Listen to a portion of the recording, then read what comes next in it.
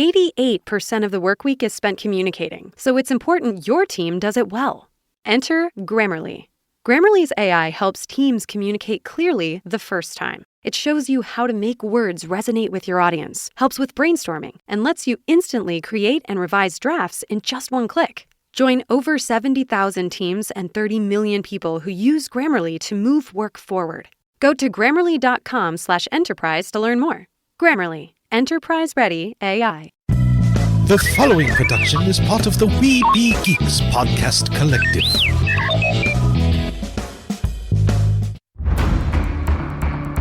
From days long ago, from uncharted regions of the universe, comes a legend. The dream that came through a million years, that lived on through all the tears. It came here, the Fandom Nexus. Fabulous secret powers were revealed to our host as he plugged in his microphone. I have a podcast! Here he is, your Spider-Pan, Jeremy.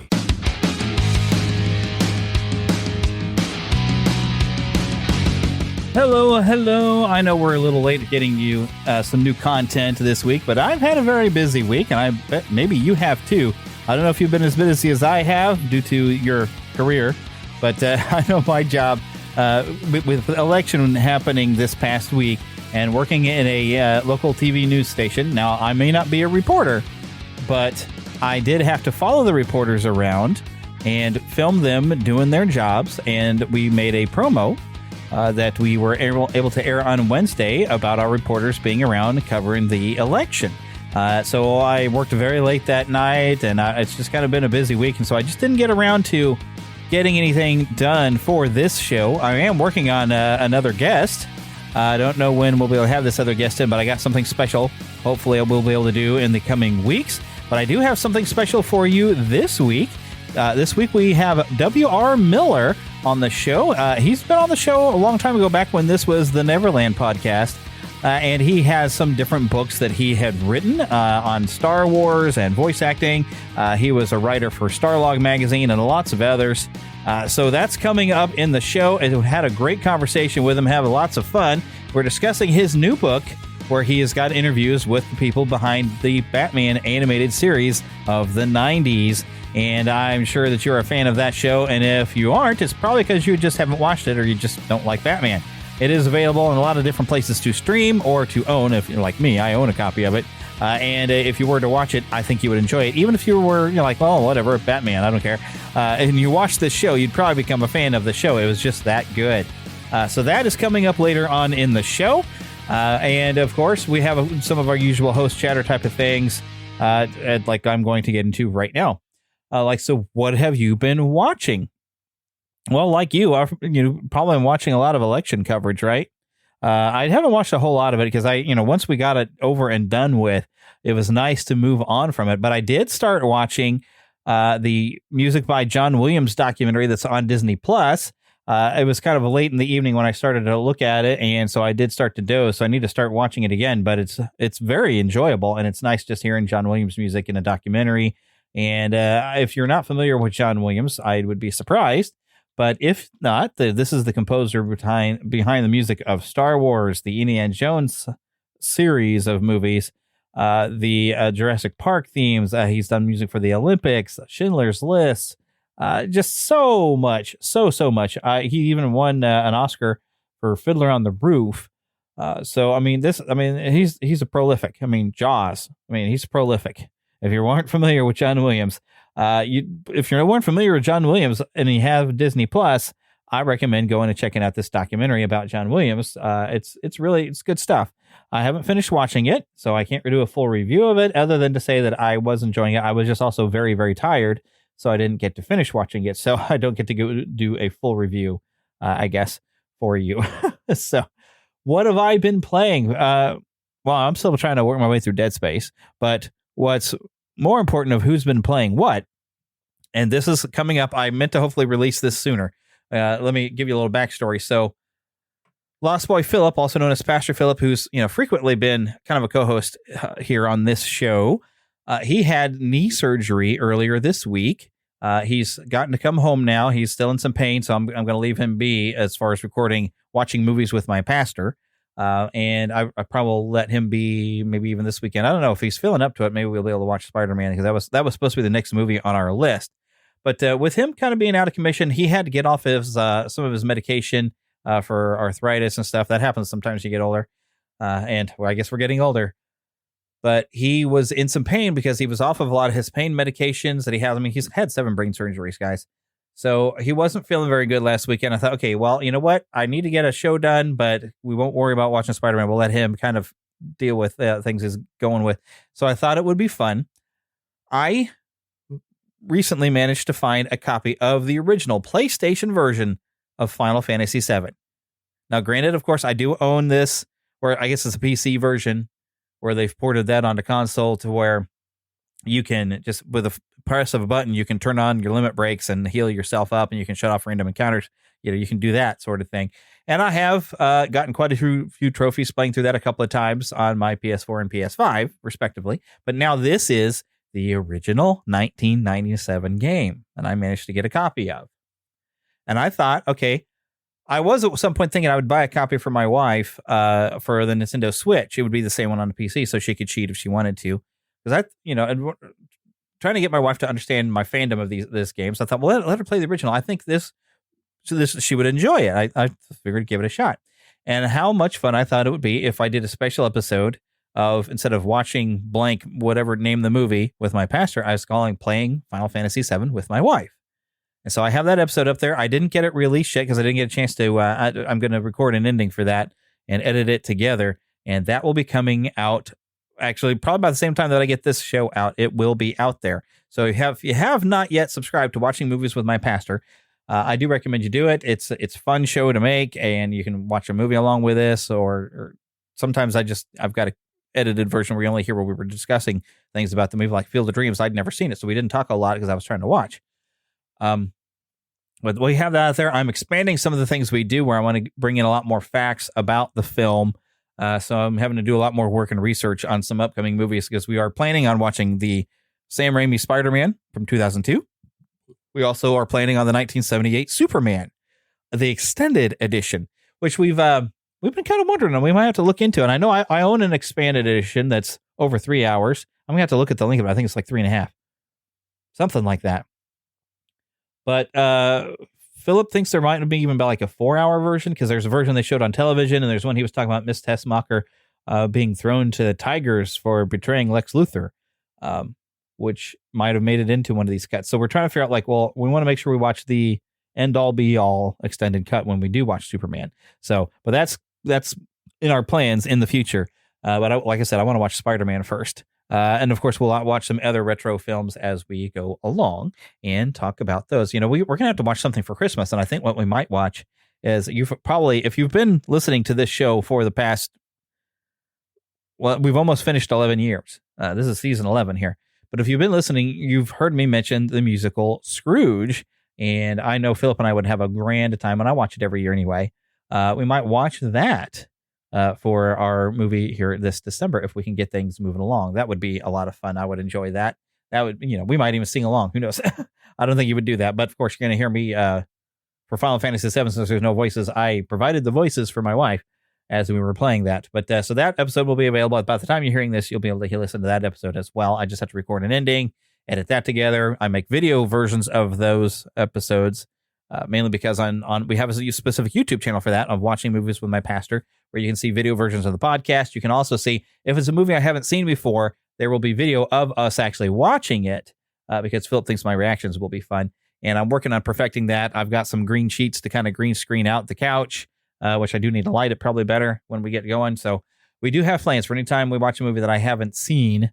You might be able to see us do it. But we also need to do some adjustments to the camera we used as well. But yeah, that is stuff we are working on. So let me go ahead and throw a little bit of a reminder that Dubby is a sponsor of this show. If you go to neverlandpodcast.com, find a big W logo and click on it. That'll take you right over there. If you happen to be a gamer and you need a good boost of energy, which you don't want the jitters, you want some healthy stuff, They have drink powders. You just mix it with water, lots of different flavors at Dubby. You can go to dubby.gg/discount/Neverland, and there's a reference thing. If you give the discount code of Neverland, I think it'll get you to the right places, but it's a lot easier if you go to neverlandpodcast.com and click on that link. It'll take you right over there, and you can use a discount code. You also get a discount code if you happen to go and find my links for Podgagement. That is the service from Daniel J. Lewis. If you happen to have a podcast, you want to get all of your reviews, plus a lot of other great features sent to your email and different things like that. It's a really, really good service, and I actually owe my yearly fee here this coming week. But I only pay like about $50 a year for just, some simple services, and you can go further than that. It is a great service. He's a great guy. He's a smart guy, and he's got a really great system for you. So I do recommend that as well. Okay, and I do want to remind you, of course, I'm going to pass you over to my conversation with W.R. Miller. There will be some ads, though, that some of you are going to hear that won't be me reading an ad, but will be just pop-up ads. You heard a beginning of the show, end of the show, and they pop up in the middle of the show. If you don't want to hear those ads, you can become a Patreon subscriber, which Patreon subscribers will get an exclusive video version of my conversation with W.R. Miller with a little bit of extension, a little intro and outro kind of stuff.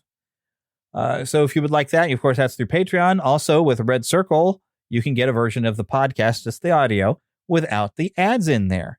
And of course, you won't have the ads over at Patreon either. And of course, you can find links for that right there in the show notes, as well. Of course, in the show notes, you'll find some links to go and buy W.R. Miller's new book and all his previous books, which we'll mention here in the conversation, which I'm going to toss you over to right now.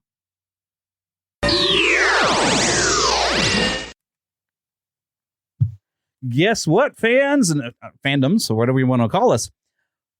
This is somebody we haven't spoken with, and I don't even remember how long ago. I think the last book that we spoke about, because I don't think you had your first voice actors collection, but you did have a book, a Star Wars source book, historical source book that you had published, and then you've started doing the animated voice books, which I think you have at least 2 volumes of that out.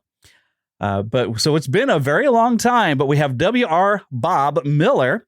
If you go looking for his books, you make sure you search for W.R. on his initials, W.R. Miller, but we're going to call him Bob. And all right, let me give you a little bit of background. So if you all remember Starlog magazine, he wrote for Starlog. He wrote Comic Scene, Comics Buyer's Guide, Animation Magazine, Anamato, Animation World Magazine. My goodness, there's a lot of books in here, like the Animated Voice and Star Wars Historical Source Book, as we mentioned. May the Facts Be With You. That's fun. The Animated Movie Guide, the Hanna-Barbera Treasury, and a chapter in Defending the Resurrection. Credits, you've done storyboards on like Courage the Cowardly Dog, storyboard supervisor even on that one. The Simpsons, Larry Boy, which I think I have the hand-drawn version of Larry Boy, I think on a DVD. I think I have that set because there was like a collection that had all the Larry Boy movies. Well, I guess there weren't movies. And then the animated series. So I've got a lot of your stuff. Oh, great. Excellent. But everybody, welcome back at W.R. Bob Miller. And you've got a new book. And I saw you talking to somebody about this that you had just popped up on another podcast. So I was like, he wrote a what book? And I was pretty excited. I was like, this is cool. This is going to be awesome. Well, yeah, it's a set of books. It's a set of 5 volumes. It's called The Unofficial Batman, The Animated Interviews. And when I was writing for Starlog and Comic Scene, I was assigned to cover the production of Batman, the Animated Series back in 1992 through 94 and beyond as the show spun off. We try not to think that was 30 years ago. And so I interviewed people like Paul Dini, Bruce Timm, Eric Radomski, director Kevin Altieri, and the definitive voice of Batman, Kevin Conroy. Oh, so indeed. I was lucky to speak with him. And so these are all published in Comic Scene and Starlog. And years later, literally decades later, I thought, well, this is like the nucleus of a book. Mm-hmm. Let's honor this show. It's still popular. They had to extend the Blu-ray run. There was such a demand for the series in Blu-ray that it was limited. Then they extended it because sales were so strong. Mm-hmm. So they did it for that and Batman Beyond. And I thought, well, let's talk to the people who made all this possible, and share their story, not only to honor what they did and to find out how it made it so successful, but the reader could also learn how to apply the ethics that each person involved in the shows had, because you had certain work ethics that helped make their lives, their careers possible, and that went on to the shows. And what were the challenges? Because some of the stuff like executive decisions in the higher ranks of Warner Brothers or the economy, that was beyond the artist's control. Mm-hmm. But how did they cope with it? And so my books explore that.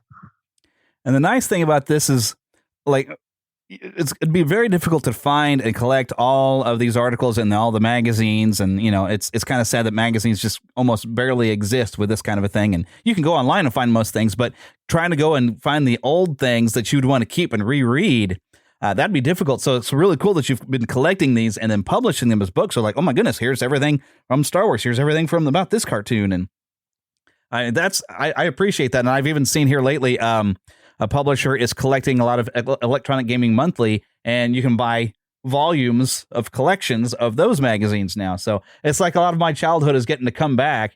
And if I had kids, that'd be great things to share with them. It's like, oh my goodness, yeah, this was the great age where you'd have to buy a magazine. You have to wait to, you'd hear oh, this article's coming and everything, and you get excited and you go and find the magazine. They'd have something cool on the cover to be excited and read about what new movies are coming, what new comics were coming, what animated series were coming, and you would just absorb and read that article again and again, just anticipating it.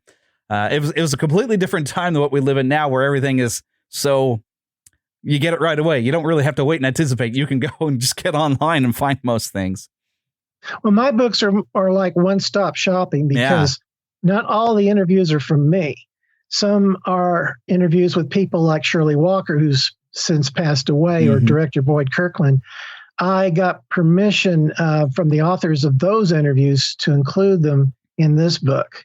And also about Darwin Cook, who designed the main titles for Batman Beyond, as well as contributed storyboards to the new Batman Adventures. He was a powerhouse talent. And so I thankfully, I got permission to publish his interviews. So, like you said, they're spread over the internet or no longer available. So I got permission to put them all in these volumes. Yeah, and see, print is not dead, despite what Egon says.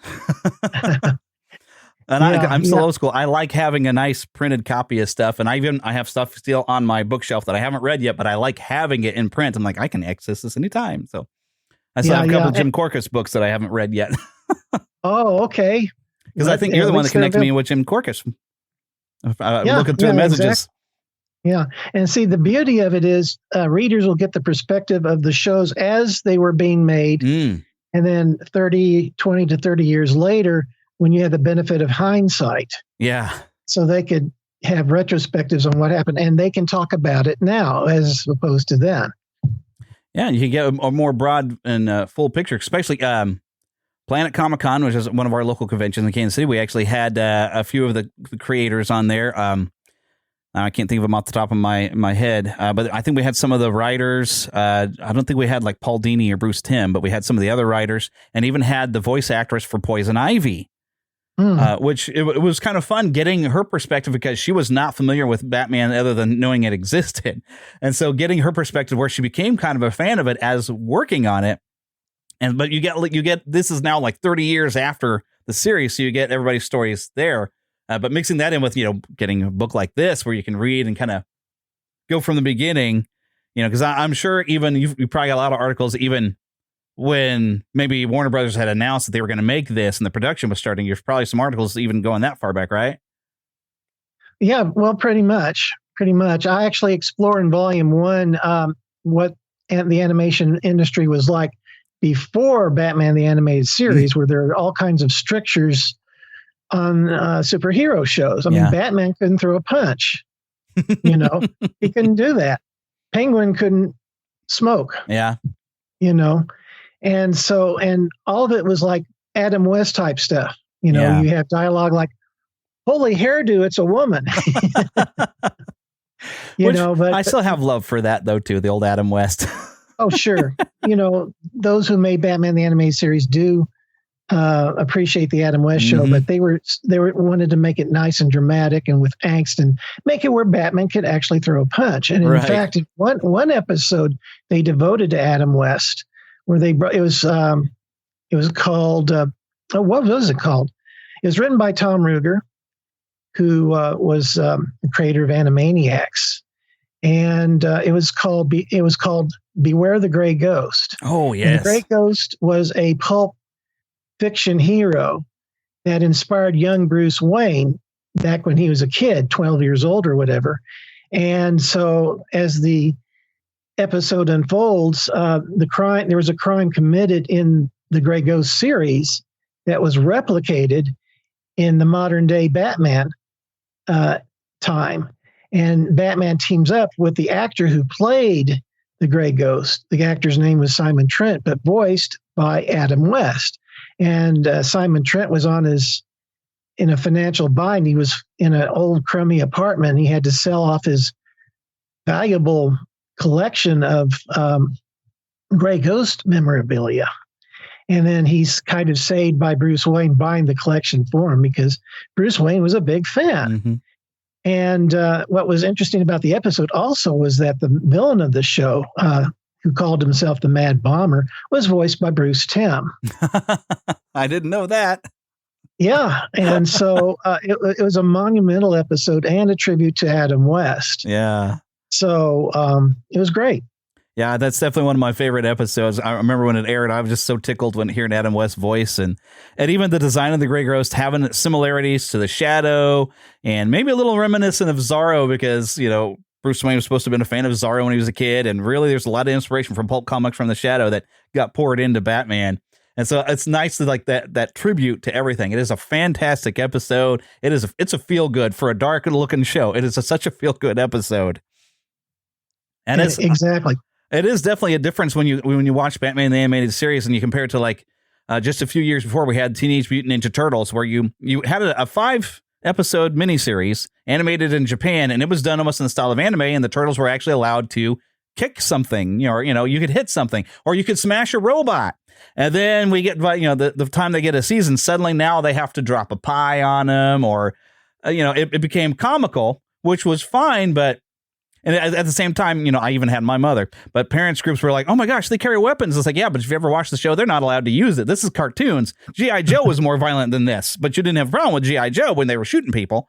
So, but then it completely changed with Batman the Animated Series. And I think that opened the doors for like X-Men where, you don't really have a lot of punch throwing. And Wolverine was, of course, not allowed to use his claws on anything that wasn't robotic. But you finally had a level where the heroes could actually fight the bad guys instead of tricking them or trapping them like a Scooby-Doo mystery. And then we have the Spider-Man series, which they thought, well, now we're allowed to punch, but you know what? Everybody punches. Spider-Man will use his webs and he will kick. He'll do it a little differently. Just because we can doesn't mean we will. Let's try something else. So it's kind of neat how that progression of what we've gotten to see in cartoons, and even Batman didn't come across as super violent just because he was punching.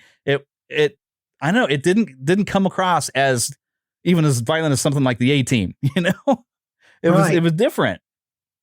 But at least he was able to, fight the baddies. I mean, this is nowhere even near as violent as the Arkham games, which I think it's almost like a continuation of the animated series, those Arkham games.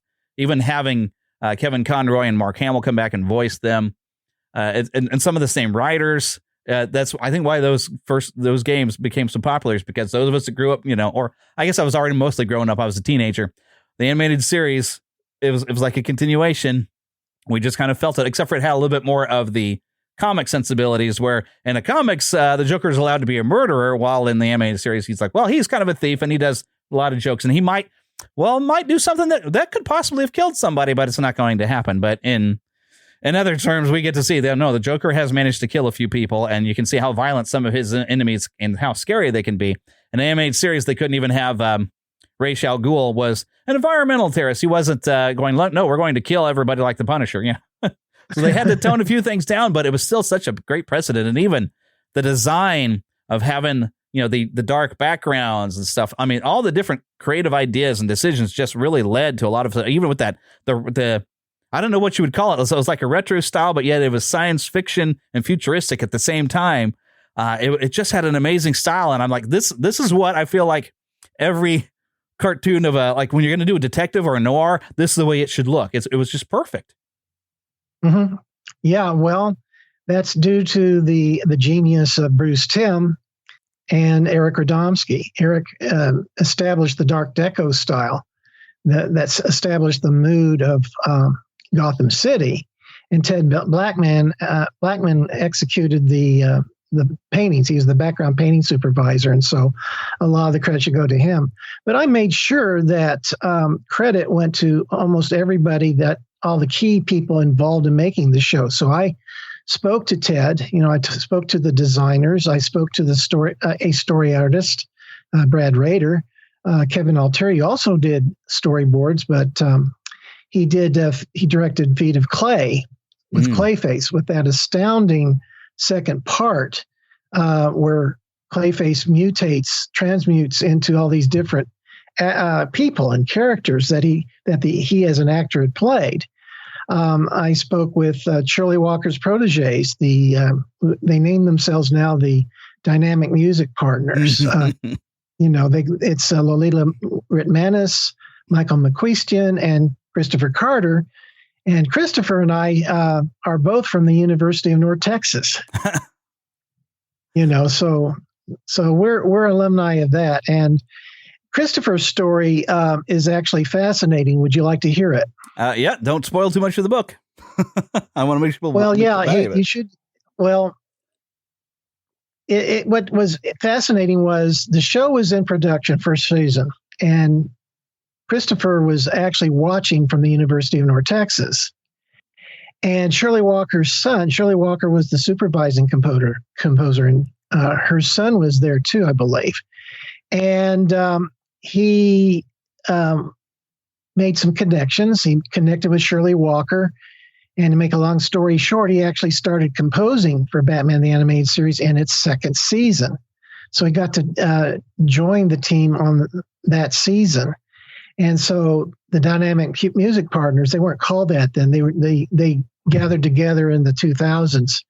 But they became Shirley's proteges to match her style, because the music needed to be unified, with one musical vision.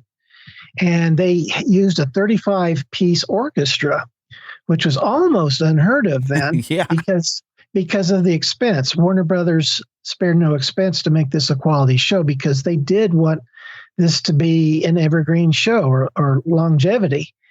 And as budgets were slashed later on, of course, this orchestra was one of the first things to go, unfortunately. And so they had to go into the use of synthesized music in the 2000s. So, but thanks to the Dynamic Music Partners, and specifically Christopher, to them, I was able to get credits for the musicians who didn't receive screen credit at all. So the Shirley Walker collection is at the University of Southern California. And so I think it was Christopher through Ian Walker gave me that connection to go ahead and get the list of names of the uncredited musicians for these orchestras. And so now I can credit them in the book, credit where it's due, Because the music is amazing, and it ties so nicely to the Danny Elfman score, but yet it's just different enough, and it fit the feel of the show. And I always appreciated that you'd hear a little bit of the Danny Elfman theme every once in a while, but they came up with this new kind of almost a fanfare anthem for Batman. That it's what is that? Da, da, da, da. I mean, it's like 5 notes, but you'd hear those 5 notes, and you would. I don't know. It just struck the right chord, because it was instead of just being dark like the Danny Elfman Batman theme, it had this triumphant. The hero has entered with still that little bit of darkness. It was a great theme, and I don't know how much I'd really place it, how often I was hearing that until when Mask of the Phantasm came out and they opened the movie with that theme and the choral arrangement. I was like, oh my gosh, yeah, that's the theme I've been hearing, but I didn't really connect that is like a theme for Batman completely. It was genius. Well, the vocals for Batman Mask of the Phantasm, those are the names sung backwards. Really? Did you know that? No, I did not know. So Shirley took the names of some prominent people who involved in the series, and it was sung backwards. And if you want to know who those people are, read volume 2. So it's all volume 2. And here I'm so used to, like, John Williams will talk about how he went to Sanskrit so he could have lyrics, then he would get some sort of poem that he thought fit and turn it into Sanskrit and then have the choral arrangement sing that. And then you have this clever, you expect that from everybody. Then you have this clever, oh no, well, I'm actually going to give credit to these people, but we'll put their names backwards. That is genius. It's like, you are in the movie now. That's right. There's a lot of in-jokes throughout the show, and it's a delight to find them out and to share them with the readers, you know. Because, you know, it's just like with the Star Wars books that I've written, it's the behind the scenes stories that are more fascinating than what you see on the screen, because it's real life. Yeah. You know? And you get to see how much it really takes to put something like this together, and all the, you know, the faith Warner Brothers really had to have in them to spend this much money and to get it out there and then have it be a success. And yeah, and even today, I mean, you could, once again, if I had children, this would be a perfect introduction to Batman, to give him this series. And I even still, I own the entire series digitally, and I'll even sometimes, if I'm just trying to settle and go to sleep, I'll just pop up a couple episodes and just, you know, let it run and just drift off to sleep with Batman going. Then I wake up in the morning and the theme music is going stuck in my head. Yeah, because it's a great theme. It is fantastic. And I do appreciate that also, I mean, that launched the entire Warner Brothers animated universe. I mean, we got a good Superman cartoon. We got a lot of movies at the time. And even the creative genius behind taking a character that was, you know, barely anything, like Mr. Freeze, and giving him such backstory that made him an intriguing character, because now he's got motivations. So like Clayface. I wasn't familiar with Clayface, but from what I've seen in like the Arkham games, the Clayface most people are used to is different, but giving him this whole kind of tragic story, how he get turned into Clayface, because now you're pulling for Batman to be able to find a way to cure him. Sort of like we have, you know, turning Two-Face back to Harvey Dent. We really want a cure for Two-Face, you know, despite all the horrible things they do. You think, you know what, if we just find the right way, the right method, maybe, you know, he could redeem some of these characters. And it really helps. I mean, the morality of Batman, of where this, you know, and people always say, well, you know, the Joker's just going to get out and he's going to hurt people again. Why doesn't he, you know, you just kill him or something? It's like, but Batman's like, no, that's for the courts to decide. And there's always a chance that somebody will find some redemption. And you look at like what they've done with Harley Quinn, where there's a little bit of redemption kind of with that character, you know, because she's got an interesting arc, and that's another great character that we got from the animated series, where you have someone who was a psychologist or psychiatrist, a doctor, who flipped her lid there with the Joker, and then the potential, like, well, somewhere or another there was an intelligent woman there. Like, if we could just get that back.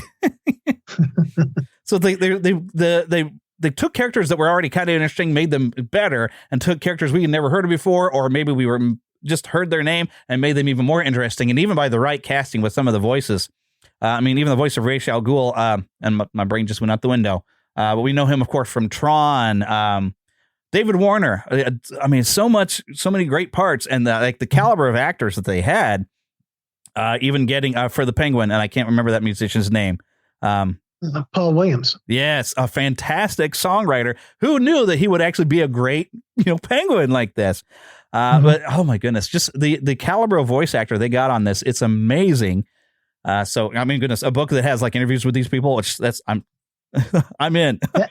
That's in volume 3. I focus on the actors in volume 3, and I speak to the voice director, who's Andrea Romano, and she actually wrote the foreword to volume 3. And nice. That's the innovation of the show, is that they went for more a natural approach to voice acting. You know, it wasn't exaggerated, cartoony voices. They wanted the characters to sound believable, like they could be in real life. And that carried a lot of weight and gravitas. And yes, they cast for celebrity voice actors who were able to communicate and act really well with voice acting. Not all live action celebrities can do that, really. Right. But Andrea is so experienced and really is another genius in casting the right people for the roles. I mean, Ephraim Zimbalist Jr. as the second Alfred. Clive Reville was the first, but Clive had to bow out. Yeah. But Ephraim Zimbalist Jr., as Alfred, you could hear the quality of his performance. Oh, yeah. Taking a chance on Kevin Conroy, who was, his background was out of Juilliard in New York and trained under John Houseman, I believe. He was roommates with Robin Williams and Christopher Reeve. He was friends with Christopher Reeve, which is ironic. They all played iconic superheroes. Yeah. And he approached the role not as a cartoon, but as Shakespeare, as Hamlet. That's how he saw Batman and treated him accordingly. And that's how he delivered the voice. And so when he auditioned, Bruce Timm and Andrea looked at each other. That's the voice. Yeah. And it's amazing when you see like him, but he's like this like real skinny guy, but that amazing voice would come out of him. And you're like, where is that coming from? How? It's amazing. Born to play the role. Definitely. And I appreciated seeing an interview with him. I think by the time Master Phantasm was coming out and they had some behind the scenes interviews and they talked about how he was kind of developing the voice and the difference between Batman and Bruce Wayne. And he says, Bruce Wayne is a lighter, he's this normal person. And then you get to the darker corners of a man's psyche and there's Batman. And it's just his approach to the character was amazing. And all right, granted, like Tim Curry as a Joker would have been very intriguing. Mark Hamill completely just stole that role. I mean, nobody could really have played it that well. And to where you don't even recognize him. I don't think I realized it was Mark Hamill until Mask of the Phantasm. HBO had there behind the scenes, and there's Mark Hamill talking, and they had him doing the voice in the microphone. And you're like, how is that coming out of Mark Hamill? That's Luke Skywalker. It's amazing. Well, they were astonished when they were casting Mark as the Joker. Mark had played an executive named Ferris Boyle for the Heart of Ice episode, which introduced Mr. Freeze. And Mark says, "Oh, do you have any other roles that I could possibly do? Maybe a major villain, maybe the Joker?" And they had already cast Tim Curry. And then for a reason that Eric Radomski reveals in my books, they couldn't use him or decided not to use him. And so they auditioned Mark, and lo and behold, he stole the show. He got the role. Oh, yeah. But then the only other role I could have thought Tim Curry would have been fun is for like Scarecrow, but they got, oh, golly, my brain is not working today. Malcolm McDowell does have a role later, but, it's got a similar name. He was in Planet of the Apes and so many different things. Roddy McDowell. Yeah, Roddy McDowell coming in for Scarecrow. Mad Hatter. Oh, that's right. He was the Mad Hatter. Scarecrow was somebody significant, too, who did a fantastic job. Henry Pollack II was the first one. Oh, so there was more than one Scarecrow. Yeah, more than one voice actor. They replaced him for the new Batman Adventures. Oh. And I think I do remember that. Yeah, when we get about season 4, I think, yeah. That was the new Batman Adventures, yeah. Yeah. That's where we get a complete new look for a lot of the characters, too.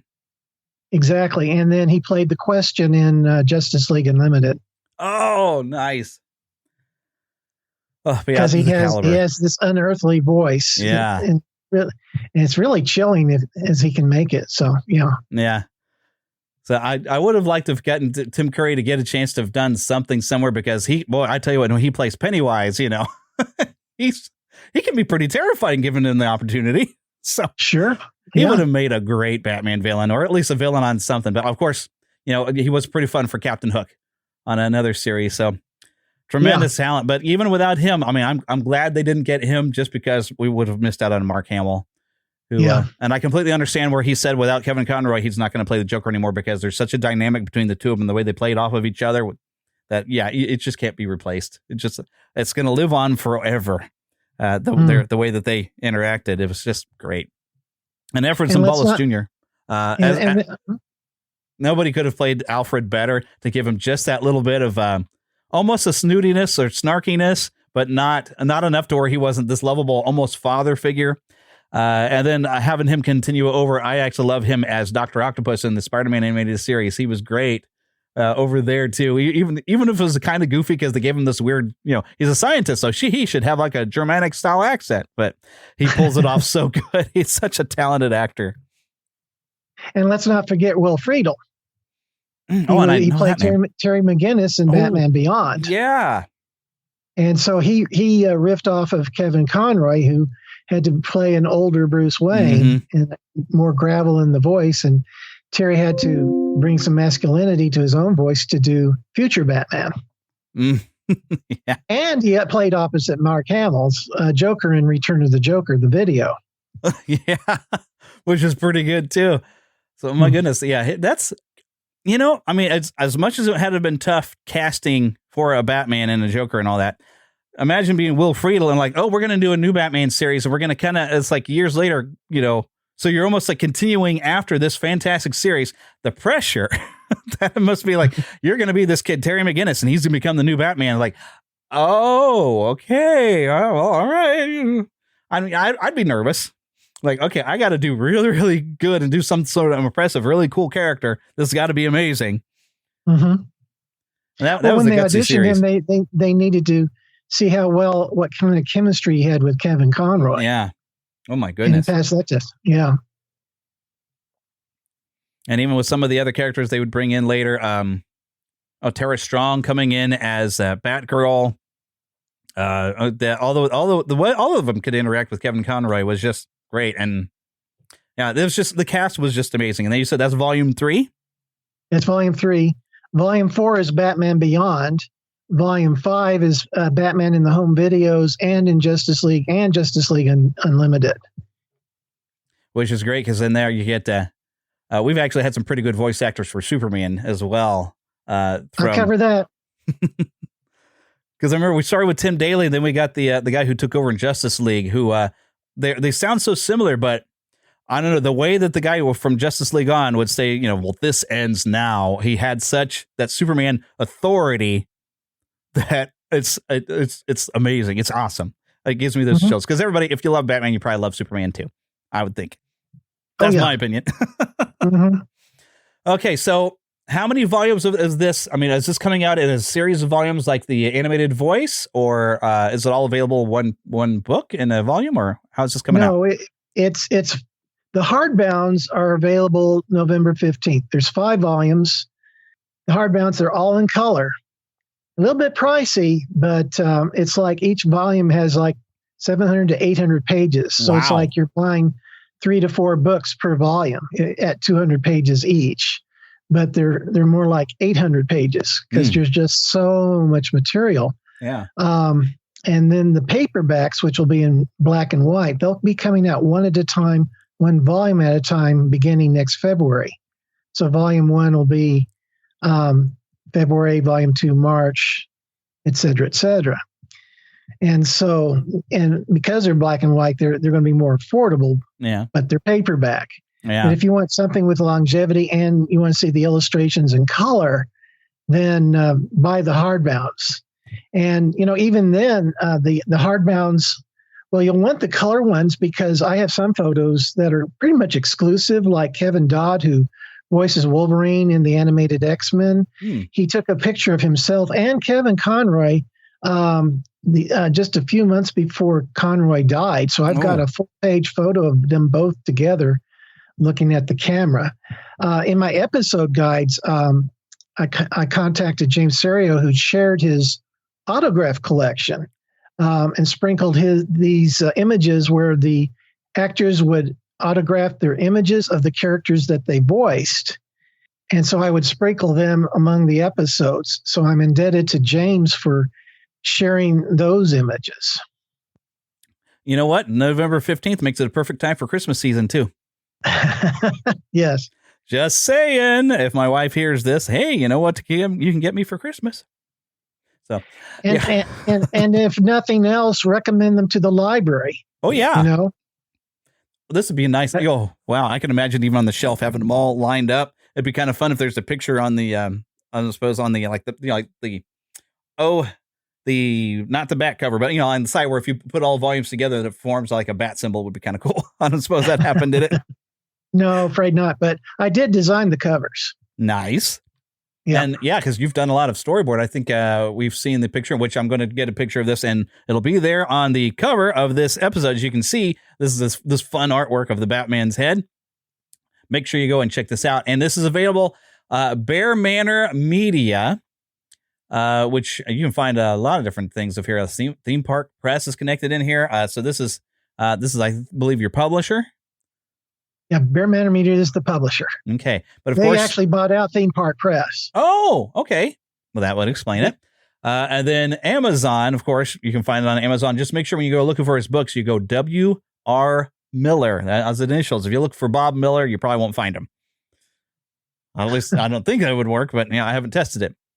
I will put a link, though, to W.R. Bob's website and also Bear Manor Media there in the description. Make sure you go and check it out and order. You can pre-order this. Plus, if you think this sounds fun, you should go and check out, of course, the animated voice volumes, the Star Wars historical source book. I mean, just about anything that you're a fan of. If you're geeking out on something, I bet that he's written a book or collected the interviews with it because you've got a long history. So definitely, this is I'm excited to check this out. This I is cool. appreciate it. And it's also on barnesandnoble.com. Oh, yeah. Barnes & Noble. Can you probably pick it up in a store as well, Barnes & Noble? I like walking into Barnes & Noble. That I don't know. It's certainly on the online. You could probably order it from the stores. Yeah. And get them that way. Oh, yeah. And then, hey, if you happen to find a copy in Barnes & Noble's after the release, take a picture and send it to me so we can say, look, hey, there it is. We found it out in the wild. Just because it's fun. All right. Well, definitely, Bob, there. Thanks for coming on the show again. We need to have you on more often when you have all these different books. I appreciate it, Jeremy. This is a valuable public service that you're performing here, and I'm grateful for it. Yeah, if I can provide a little bit of fun and connect people with some good books, because doggone it, people read. I need to read more than I do, but I'm at the point where I feel like I'm a collector of books. I have so many books that I've fallen behind on trying to read them all. But I like having all this knowledge about everything I love. It's over on this shelf, so comes in handy when the power goes out or when your COVID has got you locked in the house. I have nothing better to do. Let me read a book. Expands your mind. But once again, thanks for coming on the show. Thank you so much, Jeremy. Wish you well. He-Man and the Masters of the Universe will be back right after these messages. Early holiday savings have arrived at Tanger Outlets. Discover the best gifts from your favorite brands, perfect for everyone on your list. And stack your savings with up to 70% off, plus an extra 15 to 25% off only during Tanger Style. Save at Polo Ralph Lauren, Old Navy Outlet, Under Armour, Skechers, J. Crew Factory, and more. Hurry in. These early holiday deals last through November 24th. Tanger Outlets. More savings, more cheer. And now back to He-Man and the Masters of the Universe. All right. Once again, links to where you can purchase those books will be in the show notes. But right now, we just want to thank Karen Kennedy, Ricky Pope of Christian Nerds Unite, Darren Wilhite of the Wilhite and Wall Show, all of the help that they gave me on creating the intro for this show. I know I thank them every week, but it's worth it because I use it every week, right? Don't forget, you can email us, podcast@neverlandpodcast.com. Yes, I know this is the Fandom Nexus, but I'm still using the same old website. We are on Twitter or X as Neverland PCast, also on Facebook as Neverland Podcast. We have both a fan page and a group, and I do recommend the group because there's more interaction. Jonathan of Diz Radio frequently shares a lot of weird and wild stuff. I mean, he's seen so many like obscure movie type of things, and he likes to share. He says, "No, this wasn't a fever dream. This really existed." Frequently does that. He actually today posted something about Shirt Tales, which I think we had a conversation about the Shirt Tales animated series here maybe last year, because I bought a DVD of it. But yeah, the Shirt Tales is Hanna-Barbera. I think even animated, and there was a Toy Line. Before there was an animated series, there were toys. I think they were developed by a greeting card company of some sort. So yeah, that's something he posts. So it's worth it for even if you don't enjoy my post, you might enjoy what he posts over there. So make sure you're following Diz Radio over there as well, because I do contribute to that podcast whenever we have one going out. It's been a while since we put anything out over there, but of course I'm here. All right, so you can also become an official Neverlander on the Neverland Podcast webpage. There is a join and become a Lost Boy or a Pixie. You become a Pixie because girls are too clever and they don't get lost. And of course, I'll remind you about the Patreon page at patreon.com/Neverland Podcast. Links for that are, of course, on the website, neverlandpodcast.com. Also in the show notes, whereas also you will find a link for our Red Circle to become an exclusive member, and you can remove the ads that you heard right before I came back on after the interview. But that is all I have for you this week. So until we talk next time, get lost in an adventure.